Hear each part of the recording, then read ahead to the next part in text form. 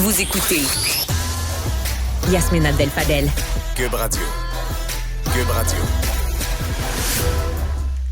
Parlons avec Jordan Chénard. Jordan, il y a le magazine numérique Business Insider qui a enquêté pour répondre à la question, en fait, quel pourcentage de TikTok que je consomme est réellement du contenu publicitaire ou réellement un contenu non publicitaire.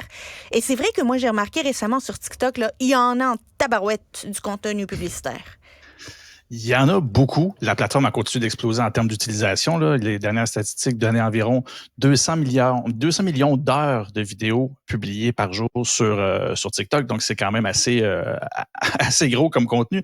Et là-dedans, bien évidemment, si tout ça peut rouler, c'est que quelque part, c'est payé par une forme de publicité. Il y a beaucoup de créateurs aussi qui sont payés par la pub de façon plus ou moins directe. Et ben Business Insider vous laisse poser la question, justement, c'est bien beau les trucs, les bannières et les éléments qui sont évidents que c'est de la publicité, mais à quel point qu'on est soumis à de la publicité sans s'en rendre compte. Il y a 5 catégories, en fait, de publicité. En fait, 6.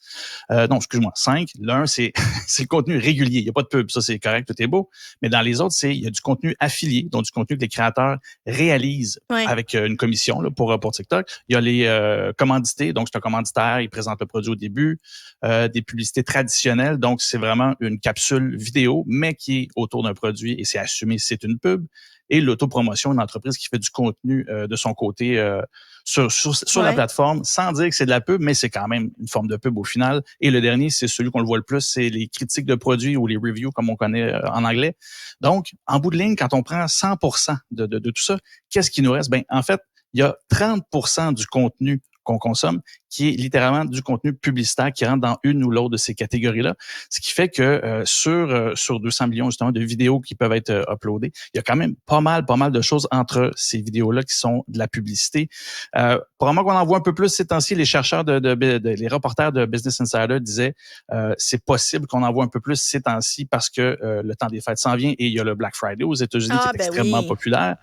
Donc, c'est sûr que ça joue, mais en tant que tel, les algorithmes, eux, ils fonctionnent pas nécessairement par roche. Les enchères pour acheter les publicités sont un peu plus chères, mais en tant que tel, la quantité est à peu près la même. Et si le chiffre nous choque, c'est-à-dire 30%, c'est quand même pas mal, on peut quand même ramener ça du point de vue traditionnel, c'est-à-dire que si on écoute la télé, le câble, environ, c'est sûr, c'est les normes aux États-Unis, mais c'est environ 17 minutes à l'heure. C'est environ ça, 28% aussi de contenu. Fait que la différence, c'est qu'il y en a une que quand les pubs passent à la télé, elles peuvent nous interpeller, mais souvent, on en profitait dans notre quotidien pour faire autre chose, aller faire une pause de salle de bain ou quoi que ce soit. Mais là, présentement, c'est que c'est beaucoup plus insidieux. Et ce 30%-là capte directement notre attention parce que quand on navigue, on regarde ça puis on n'est pas nécessairement conscient, ou du moins, l'influence est quand même plus forte parce le contexte nous capture déjà, capte notre attention davantage que les publicités qu'on pouvait avoir de façon traditionnelle. J'en profite pour faire un petit rappel, en fait, auprès de parents, parce que sur TikTok, c'est beaucoup les jeunes qui sont là-dessus, on se le cachera pas.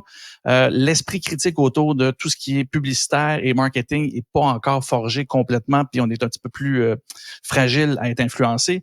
Donc, et les lois, en fait, ici sont partout. C'est difficile de réglementer les publicités. C'est des algorithmes, ça va vite. C'est très difficile de construire un dossier pour démontrer qu'une pub a été passée devant les enfants. Donc, je conseille sincèrement, et pas juste pour la pub, mais en général, de vous intéresser un peu à ce que vos jeunes regardent là-dessus. Et j'appelle ça des petites séances c'est comme les cinémas à la maison, mais peut-être 5-10 minutes. Prendre le temps de regarder peut-être avec vos enfants ce qu'ils regardent là-dessus. Vous voyez comment ils naviguent, vous voyez ce qu'ils voient, mais aussi, vous pouvez en profiter pour faire quelques petits rappels sur, t'es conscient qu'elle est en train de te vendre la slime, la madame, là, parce que ça, c'est comme ça que j'ai vécu la pub TikTok avec mes filles. Ils aimaient beaucoup la slime il y a quelques années.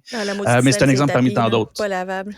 Oui, c'est ça, exactement. Donc, c'est ça, en profiter et aussi, se rappeler qu'en tant qu'adulte, ceux qui sont sur les réseaux sociaux en général, sachez qu'on est quand même perméable. On pense qu'on est au-dessus de ça, mais se faire frapper par le même clou tout le temps, frapper sur le même clou tout le temps, voilà.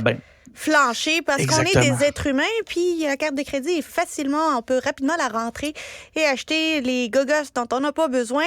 Jordan Chénard, toujours un plaisir. À très bientôt. Toujours un plaisir. Salut.